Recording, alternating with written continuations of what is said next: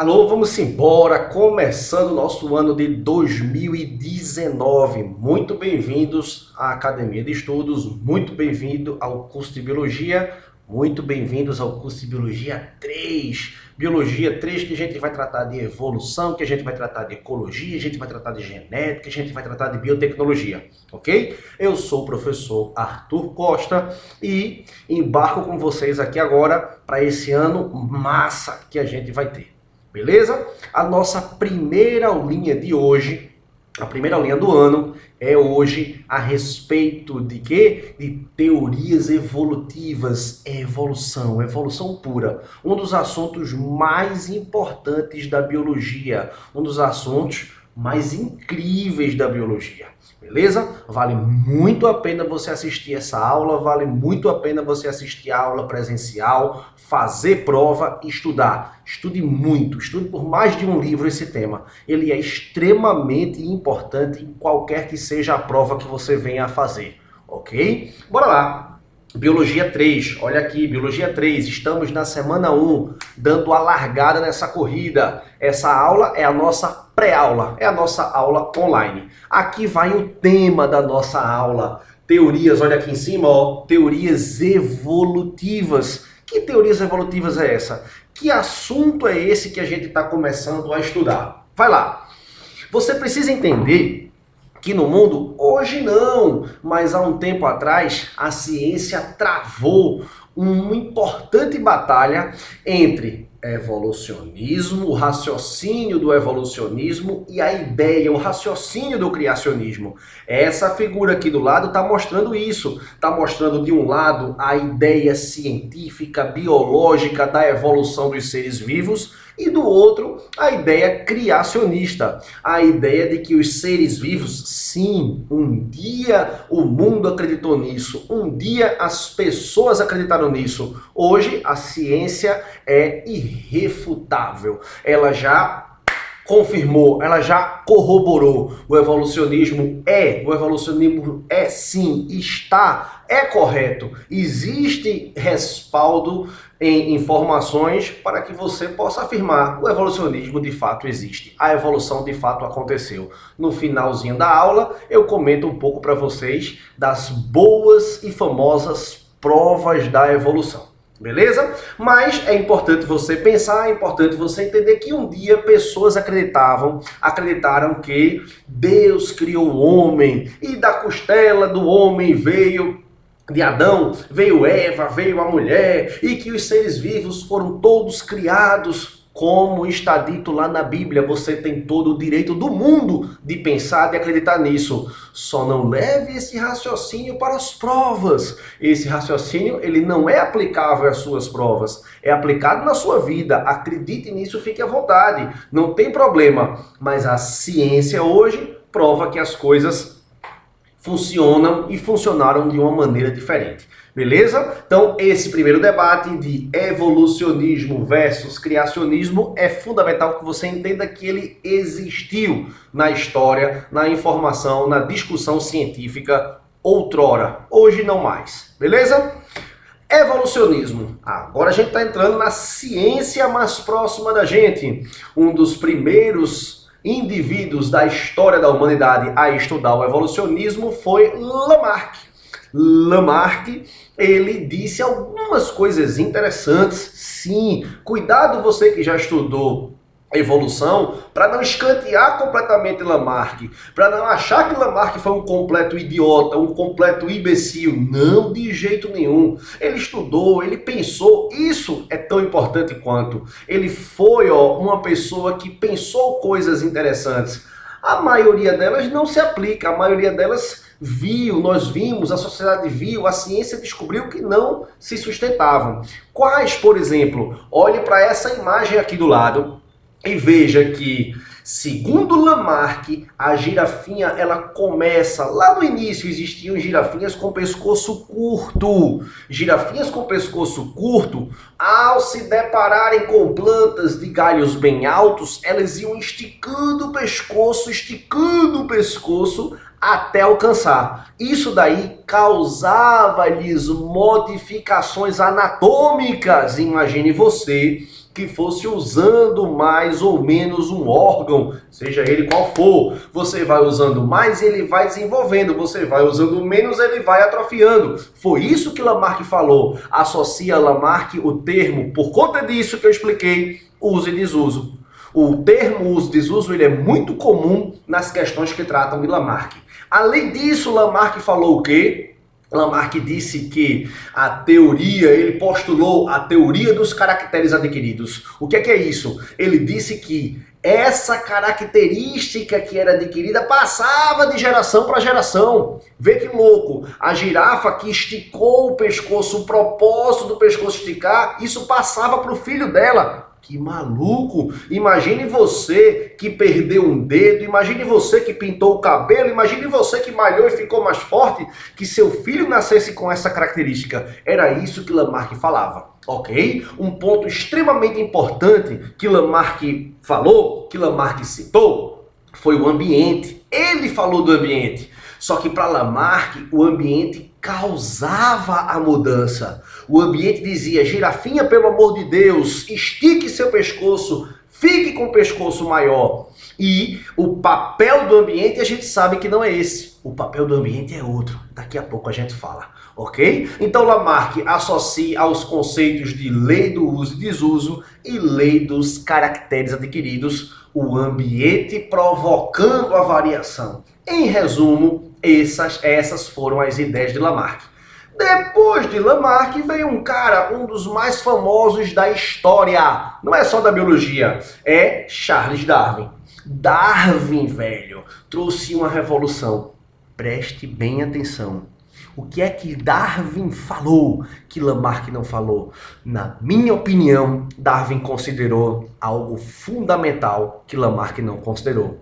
Darwin incluiu no raciocínio evolucionista a morte. Como assim? Ele considerou a morte. Olha a figura.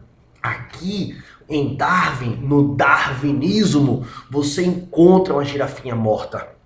No lamarquismo, olha a imagem aqui do lado.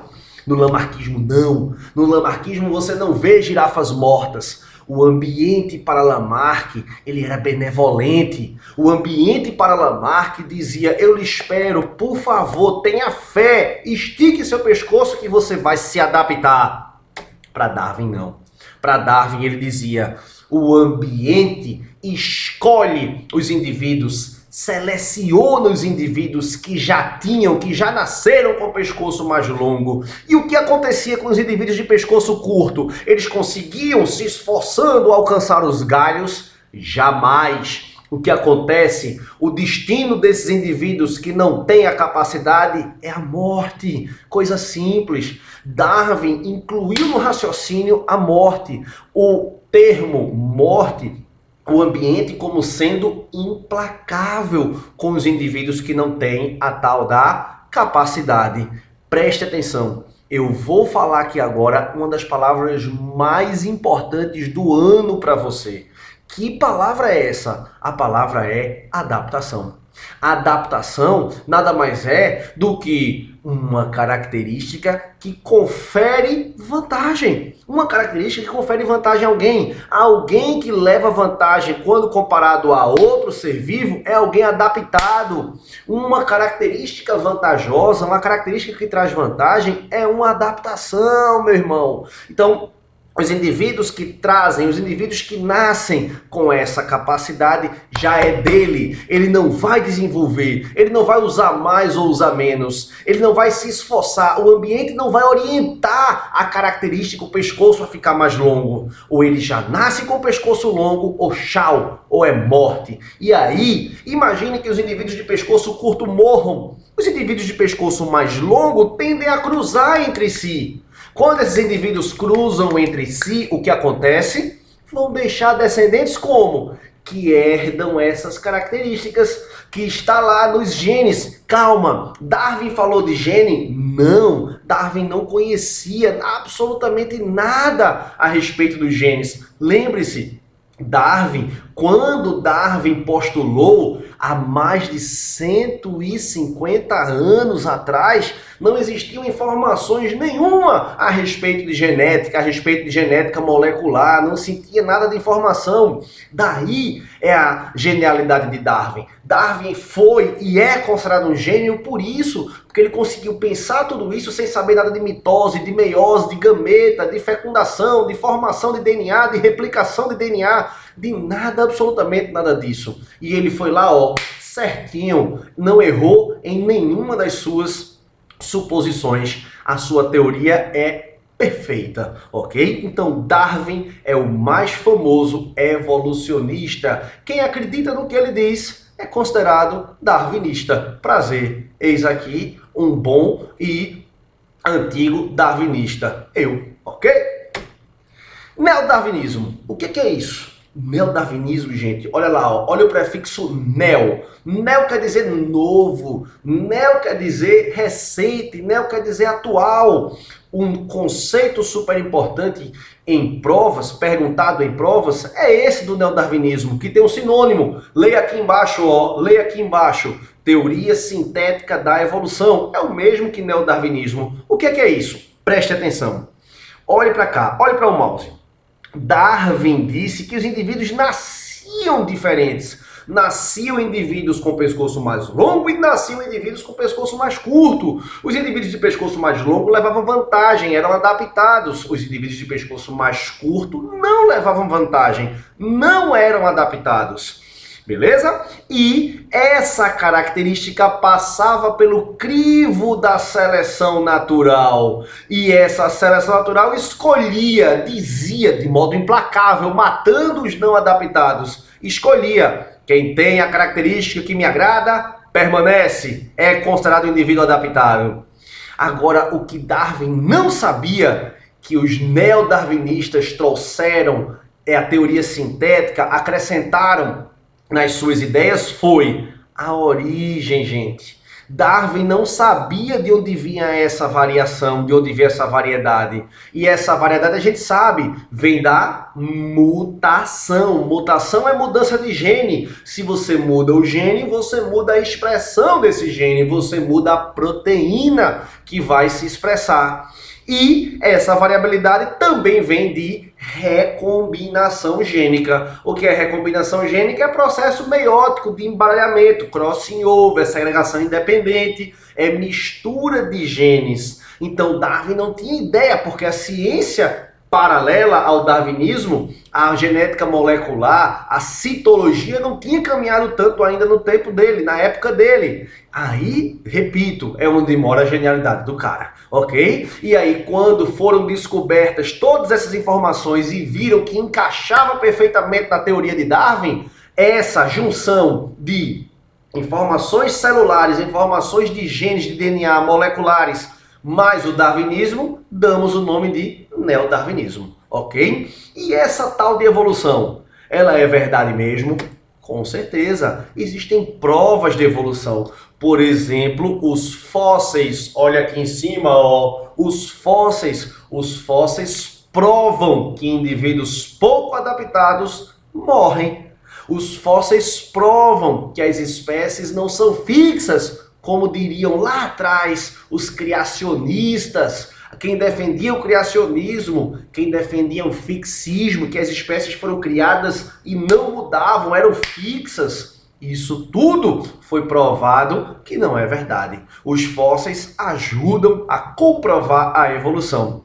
Do lado de cá, você vê aqui, ó, uma pata de morcego, de mamífero, de réptil, de ave. Você vê patas de tetrápodes que guardam semelhança anatômica. Essa semelhança, obviamente, tem que ser muito maluco para achar que isso é obra do acaso. Claro que não. Veja a quantidade de ossos, veja até a forma de alguns deles que se repetem, a posição perfeita deles. Então, aqui, ó, esses aqui são os órgãos com mesma origem evolutiva, com mesma origem embrionária. São os famosos órgãos homólogos, órgãos que têm a mesma origem. Isso é uma prova de evolução. Para por aí? Claro que não. Veja aqui, ó, semelhança anatômica.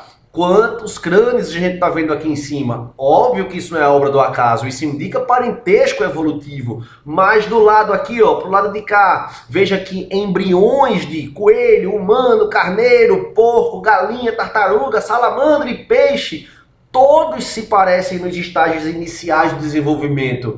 E isso não é obra do acaso, não pode ser obra do acaso. Isso aqui explica o parentesco que existe entre esses indivíduos. Aqui no meio, um órgão vestigial, um órgão chamado cóccix, que está lá no final da nossa coluna vertebral. Isso aqui é a atrofia, é a nossa cauda atrofiada. É o que um dia foi a cauda em antepassados nossos que um dia tiveram cauda, ok? Então, semelhanças bioquímicas, semelhanças anatômicas, embriologia, fósseis, órgãos homólogos, são todos provas de evolução, ok? Vamos embora agora seguir para as nossas questões. Temos 5 questões para fazer aqui pela frente. Vamos lá. Primeira questão. Um fóssil com apenas 11 centímetros de comprimento e 250 milhões de anos pode ajudar a explicar a origem evolutiva de diversos grupos animais, como dinossauros, pterossauros, aves e répteis. O exemplar, aves e jacarés. O exemplar foi encontrado no município de São Francisco de Assis, Rio Grande do Sul, por uma equipe de cientistas de 3 universidades brasileiras, Universidade Federal do Pampa, Universidade blá blá blá blá blá blá blá. Os resultados de estudos sobre o material foram publicados na última semana no periódico blá blá blá blá blá blá. Olha lá, marque VOF. Nesse sentido, analise as afirmações a seguir, marque V, obviamente, para as verdadeiras e F, obviamente, para as falsas. Vamos analisar as frases. Primeira, de acordo com o darwinismo, não confunda com o neodarwinismo, as espécies são diferentes entre si. Sim, lembre-se, as questões são importantes para a gente consolidar as informações que acabamos de ver. Devido ao procedimento de mutação. Gente, Darwin não falou de mutação. Não, quem falou isso foi o neodarwinismo. Darwin não tinha ideia da origem da variabilidade. Darwin não fazia ideia que a mutação cria variabilidade genética, por isso é chamada de fonte primária. Anote isso. A mutação inventa a combinação genética nova, fonte primária, e a recombinação, os processos meióticos, são considerados, são chamados de fontes secundárias de variação, porque apenas embaralham o que já existe, ok? Falsa a primeira frase. Segunda, de acordo com o neodarwinismo, a mutação é o principal fator evolutivo. É verdade. Visto que sempre ocorre para que os indivíduos se adaptem melhor. Gente, a mutação não ocorre para adaptar alguém a algo. A mutação acontece ao acaso. A mutação não acontece de modo direcionado para adaptar o indivíduo ao ambiente. Ele está misturando esse raciocínio com o raciocínio lamarckista, que o indivíduo vai em direção à adaptação. Não, a variação acontece ao acaso. Falsa também essa alternativa. Terceira, de acordo com a teoria sintética da evolução, a seleção natural é apenas um dos mecanismos evolutivos conhecidos. Sim, a seleção natural é o principal, é quem diz se você fica ou você não fica, seu Leonardo. Deriva genética, mutação, recombinação, fluxo genético, conceitos de genética, populações que modificam a sua composição genética, mutação, mistura, que é a recombinação, fluxo de genes, são genes passando de uma população para outra. São outros, podendo agir de forma a reduzir ou aumentar a variabilidade genética. Por exemplo, a deriva genética reduz, a mutação aumenta, a recombinação aumenta, o fluxo gênico pode aumentar. Verdadeira a frase terceira, essa que a gente acabou de ler. FFV até agora. Vamos para a próxima.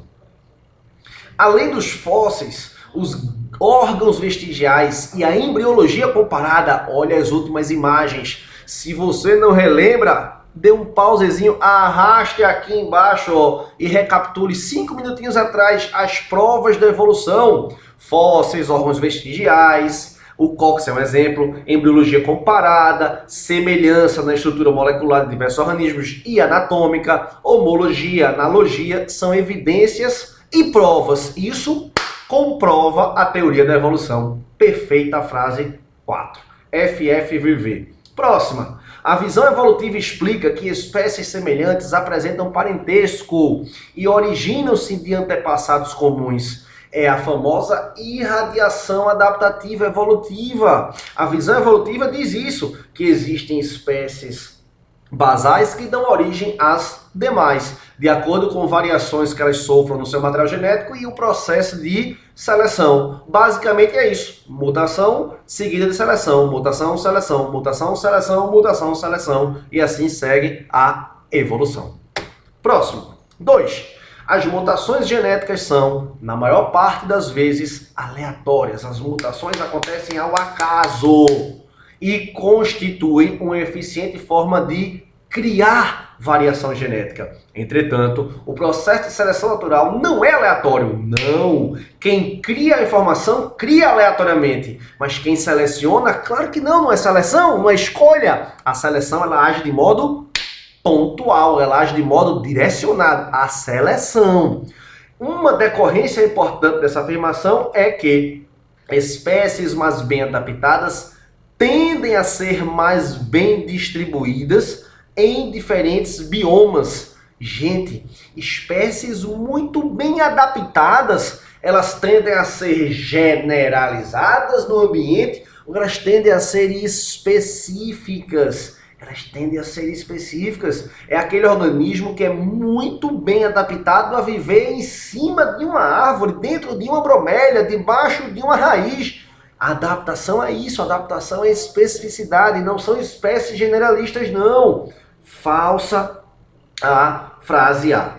B. A seleção natural prioriza as formas de vida mais complexas.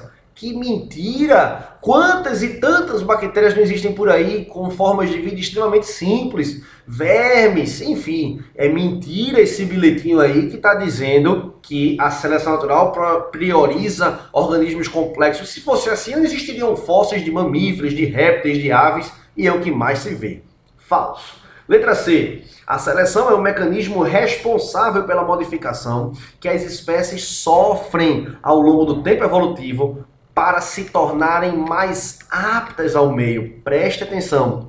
A seleção é responsável pela modificação? Não. Quem causa a modificação é a mutação e não a seleção. A seleção seleciona, ou seja, escolhe. Letra D. Ainda não temos gabarito, né? A adaptação ocorre de maneira gradual, à medida que o ambiente vai se modificando, conduzindo as espécies para um status mais ajustado ao ambiente em que vivem. Preste atenção. Letra D. A adaptação ocorre de maneira gradual, à medida que o ambiente vai se modificando. A adaptação acontece quando o ambiente vai se modificando, ou o ambiente se modifica e a adaptação tenta com sucesso, adaptou, sem sucesso, morreu. Está invertida a lógica nessa frase. A adaptação não se molda ao ambiente. O ambiente não vai se moldar à adaptação. A adaptação, ela vai acontecer quando você tiver mutação, quando tiver variação genética e o ambiente vai dizer se aquilo serve ou não serve. Ponto final. Letra E. A seleção natural é um mecanismo que, obviamente, seleciona indivíduos com mais chances de sobrevivência e de reprodução. Claro, quem sobrevive mais, reproduz mais. Quem vive melhor, deixa mais descendentes. Em um dado contexto ambiental, o que pode ser bom para o ambiente pode não ser para outro, fazendo com que a característica evolutiva responsável por essa distinção, esse diferencial, a adaptação, se torne mais frequente ao longo das gerações. Algo que é bom tende a passar para as futuras gerações, ok? Lembrando que isso não foi desenvolvido, isso foi provocado, causado, isso surgiu por conta da mutação. Letra E. Terceiro, como se teriam aperfeiçoado todas essas adaptações maravilhosas que vão modificando o organismo parte por parte, em função das condições de vida que ele suporta, acabando por transformá-lo num ser diferente de seus ancestrais. Esse iniciozinho de frase nada mais é do que um resumo da mutação, seleção, mutação, seleção, mutação, seleção. Pergunta: os estudos do próprio Charles Darwin e as observações neodarwinistas podem responder a essas questões. Vão afirmar como Darwin e o neodarwinismo O organismo se adapta para assim evoluir. Não, ele evolui porque se adaptou. Ele não se adapta para. Isso é lamarquismo. B. A essência do processo evolutivo tem a sua origem na mudança do material genético. É essencial que o material genético mude. Material genético que muda é modificação na expressão, modificação no fenótipo, modificação nas proteínas, e o ambiente vai dizer se aquilo é bom ou não, se serve ou não, se é útil ou não. Gabarito letra B. C. O meio ambiente é responsável diretamente pela mudança, tornando-o apto. O ambiente não torna ninguém apto. O ambiente apenas seleciona. O que vai tornar uma criatura apta ou não são as mutações que ela ou algum ancestral dela tenham sofrido. Derivado. A reprodução sexuada não interfere no processo evolutivo. Mentira! A reprodução sexuada é ótima para a evolução. Por quê? Porque a reprodução sexuada ela gera variabilidade muito mais do que a assexuada. A reprodução assexuada, sem sexo, ela produz normalmente clones, indivíduos com pouca variação quando comparados aos genitores, aos pais, ok? Falsa letra D. A seleção natural cria indivíduos aptos que mantêm suas características na população através da hereditariedade. A seleção natural não cria. Quem cria é a mutação. A seleção natural apenas seleciona, não inventa. Quarta. O avanço da medicina é responsável pelo aumento da expectativa de vida de muitas pessoas portadoras de genes que causam doenças graves. É verdade. Quanto mais velha a gente vai ficando, mais doenças vão aparecendo. Assim, podemos dizer que a medicina vai contra a seleção natural. Sim, a medicina vai contra a seleção natural, porque ela salva os indivíduos pouco adaptados, ela salva os indivíduos doentes. A seleção natural tenta matar, os indivíduos são suscetíveis a doenças e a medicina vai lá e resgata, não morra, sobreviva. Com isso, ela fixa genes ou características ou susceptibilidades frágeis. Para pensar nisso, vê que legal. A medicina atuando contra a seleção natural. É verdade esse bilhete. Aí, letra A, vai contra a seleção, prejudicando a permanência da espécie? A medicina prejudica a permanência da gente aqui? Claro que não, a medicina salva vidas. Falso. B, vai contra a seleção natural? Sim, favorecendo a permanência da espécie humana. Favorece que mais indivíduos sobrevivam, não morram. O ponto positivo é esse. O ponto negativo é que a gente fixa, nós estamos aqui com genes fraquinhos, com genes que não são muito bons. Verdadeiro, gabarito letra B. C, vai contra o processo de mutação. A medicina não é contra a mutação é indominável. A mutação acontece aleatoriamente, por exemplo, na hora da replicação, na hora que o DNA vai ter a cópia dele mesmo. Então, quando ele vai ter a cópia, ele pode sofrer um pequeno erro, uma pequena falha. A medicina não consegue controlar isso. Se conseguisse, não teríamos alguns tipos de cânceres, por exemplo. Letra D e letra E está dizendo que a medicina é favorável à seleção e favorável à ocorrência de mutação. Nenhum nem outro. Beleza? Quinta e última questão. As superbactérias respondem por um número crescente de infecções e mortes em todo o mundo. O termo superbactéria é atribuído às bactérias que apresentam resistência a praticamente todos os antibióticos. Dessa forma, no organismo de um paciente, a população de uma espécie bacteriana patogênica pode ser constituída principalmente por bactérias sensíveis a antibióticos usuais e por um número reduzido de superbactérias. O que ele está querendo dizer aí é que uma pessoa infectada normalmente tem nela uma população de bactérias bem grandona, uma população bem grande de bactérias susceptíveis a antibiótico, ou seja, que morrem quando expostas a antibióticos, e uma pequena quantidade de superbactérias. Isso é que ele está dizendo. Que por mutação, essas superbactérias ou intercâmbio de material genético tornaram-se resistentes. Bactérias trocando informação genética, trocando DNA uma com a outra. E aí ela tornou-se resistente aos antibióticos existentes. Resistente ao antibiótico. Segue. Qual figura representa o comportamento populacional das bactérias ao longo de uma semana de tratamento com um antibiótico comum? Preste atenção. Leia aqui, ó, leia essa legenda do lado dos gráficos. Linha 1 e linha 2 indicam, respectivamente, bactérias sensíveis a antibióticos, ou seja, bactérias que morrem com o antibiótico. E número 2, bactérias resistentes, que não morrem quando recebem ou quando entram em contato com esse antibiótico. Você acha que depois de uma semana tomando esse antibiótico comum, as bactérias que são sensíveis, as bactérias que morrem quando tomam o antibiótico, elas aumentam de quantidade, a densidade populacional? Claro que não, letra A está horrível. Letra B, o que é que vai acontecer? Quando uma pessoa toma um antibiótico comum, as bactérias sensíveis caem, diminuem, uma quantidade menor de bactérias vai ocorrer, vai aparecer, vai permanecer no indivíduo. Por outro lado, essas bactérias quando somem, elas abrem espaço, deixam mais espaço, mais alimento, diminui a competição. E as bactérias que não morrem, ou seja, as bactérias super resistentes, as bactérias que não morrem, aumentam a sua quantidade. A resposta B é perfeita, o gráfico B é perfeito. Quando você toma um antibiótico comum, as bactérias mais frágeis morrem, as superbactérias explodem. É por isso que se você tomar antibióticos frágeis ou tomar um antibiótico errado, você tende a selecionar. Que seleção é essa aqui da imagem do lado? A seleção artificial, que não é o ambiente, é você que está fazendo, é o homem que está pressionando as bactérias com o antibiótico. O antibiótico aí é motivo de pressão, é quem causa a seleção das bactérias, ok?